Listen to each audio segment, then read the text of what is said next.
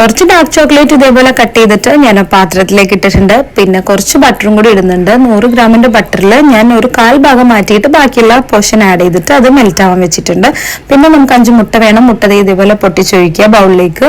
അതേപോലെ എല്ലാ തൊണ്ട് വീഴരുത്. മുട്ട പൊട്ടിച്ചൊഴിക്കുമ്പോൾ ഇടയ്ക്കൊക്കെ അങ്ങനെ ഒരു തൊണ്ട് ചാടിയില്ലെങ്കിൽ മുട്ടയ്ക്കൊരു സമാധാനം ഇല്ല എന്ന് പറഞ്ഞ അവസ്ഥയിലാണ്. മുട്ട എന്ന് പൊട്ടിച്ചു വീണാലും ചെറിയ പീസെങ്കിലും വീഴും അല്ലെ. അപ്പൊ ഞാൻ പൊട്ടിക്കുമ്പോൾ ഇടയ്ക്ക് അങ്ങനെയാണ് കേട്ടോ. അപ്പൊ നമ്മൾ 5 മുട്ട നന്നായിട്ട് മിക്സ് ചെയ്ത് സെറ്റാക്കി എടുത്തിട്ടുണ്ട്. ഇതിലേക്ക് പഞ്ചസാര നമ്മൾ ആഡ് ചെയ്യുന്നുണ്ട്. 250 ml ഒരു കപ്പിലാണ് നമ്മൾ പഞ്ചസാര ആഡ് ചെയ്യുന്നത്. പഞ്ചസാരയും കൂടെ ആഡ് ചെയ്ത് കഴിഞ്ഞാൽ നന്നായിട്ടൊന്ന് മിക്സ് ചെയ്ത് കൊടുക്കുക. ഇനി പൗഡർ ഷുഗർ ആണെങ്കിൽ കുറച്ചുകൂടി ബെറ്റർ ആയിരിക്കും. പിന്നെ ഞാൻ അങ്ങനെ എടുത്തില്ല എന്നുള്ളൂ. അങ്ങനെ എടുത്തുന്നോർത്തും കുഴപ്പമൊന്നുമില്ല. അപ്പൊ നമ്മൾ നന്നായിട്ട് മിക്സ് ചെയ്ത് കൊടുക്കുന്നുണ്ട്. കൈവച്ചിട്ട് തന്നെ നല്ലപോലെ എല്ലാ ഭാഗത്തേക്കും ആ പഞ്ചസാര നല്ലപോലെ പിടിക്കണം. കട്ടയായതുകൊണ്ട് തന്നെ നമ്മൾ മിക്സ് ചെയ്ത് കൊടുക്കണം. അപ്പോഴേക്കും നമ്മുടെ ചോക്ലേറ്റും ബട്ടറും കൂടി മെൽറ്റായി വന്നിട്ടുണ്ട്. ഞാൻ ഒരുപാട് ലൂസാക്കി എടുത്തില്ല. നമ്മൾ ഉണ്ടാക്കുന്ന സാധനം പറഞ്ഞില്ലല്ലോ അല്ലെ. നമ്മൾ ബ്രൗണിയാണ് ഉണ്ടാക്കുന്നത്. ഇത്ര ആയപ്പോ തന്നെ നിങ്ങൾക്ക് മനസ്സിലായിട്ടുണ്ടാവുമല്ലോ. അപ്പൊ നമ്മൾ ബ്രൗണി ഉണ്ടാക്കാൻ വേണ്ടിയിട്ടുള്ള പരിപാടിയിലാണ്. അപ്പൊ ഞാൻ ഒരുപാട് സെറ്റ് ചെയ്ത് ഭയങ്കര ലൂസാക്കി എടുത്തില്ല. കാര്യം കുറച്ച് ചോക്ലേറ്റ് അവിടെ കിടന്നോട്ടെ, നമുക്ക് കടിക്കാനൊരു നല്ല ടേസ്റ്റ് ഒക്കെ കിട്ടുമല്ലോ. അപ്പൊ നമ്മൾ ആ ചോക്ലേറ്റ് മിക്സും മുട്ടയും കൂടി ഇതേപോലെ നല്ല ഫ്ലഫി ആയി കിട്ടാൻ വേണ്ടിയിട്ടാണ് കേട്ടോ നമ്മളിങ്ങനെ മിക്സ് ചെയ്തെടുക്കുന്നത്. പിന്നെ നമുക്ക് 1/4 കപ്പ് അളവിൽ മൈദ വേണം. വീറ്റ് വേണ്ടവർക്ക് വീറ്റ് ഫ്ലവർ യൂസ് ചെയ്യാം, മൈദ വേണ്ടവർക്ക് മൈദ യൂസ് ചെയ്യാം കേട്ടോ. അപ്പോൾ കുറച്ചുകൂടി ടേസ്റ്റ് മൈദക്കായിരിക്കും. ഇപ്പൊ മൈദ നമ്മൾ 2 പാർട്ടായിട്ടാണ് ഇട്ടേക്കുന്നത്. ആദ്യം ഒരു പാർട്ടിട്ട് നമ്മൾ നന്നായിട്ട് മിക്സ് ചെയ്തു. പിന്നെ അത് കഴിഞ്ഞ് ബാക്കിയുള്ള മൈദയും കൂടി ഇട്ടിട്ടുണ്ട്.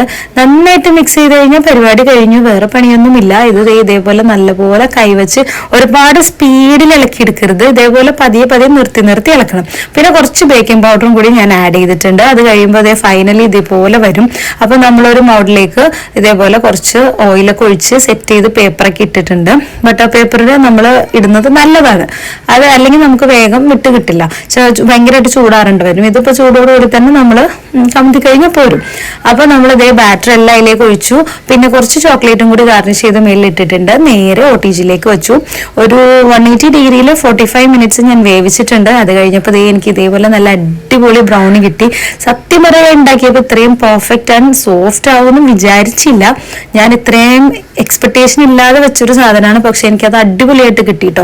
നല്ല രീതിയിൽ നല്ല ജ്യൂസി പോലെ നല്ല അടിപൊളിയാണ്. ആ ചോക്ലേറ്റ് ഒക്കെ കഴിക്കാനും അതിൻ്റെ ഇടയിൽ ആ പീസസ് ഇങ്ങനെ കിടക്കുന്ന കാണാനും ഒക്കെ നല്ല രസമുണ്ട്. കഴിക്കാനും സൂപ്പറാണ്. അപ്പൊ നിങ്ങൾ കഴിച്ചു നോക്കണം, ഉണ്ടാക്കി നോക്കണം, കമന്റ് അറിയിക്കണം.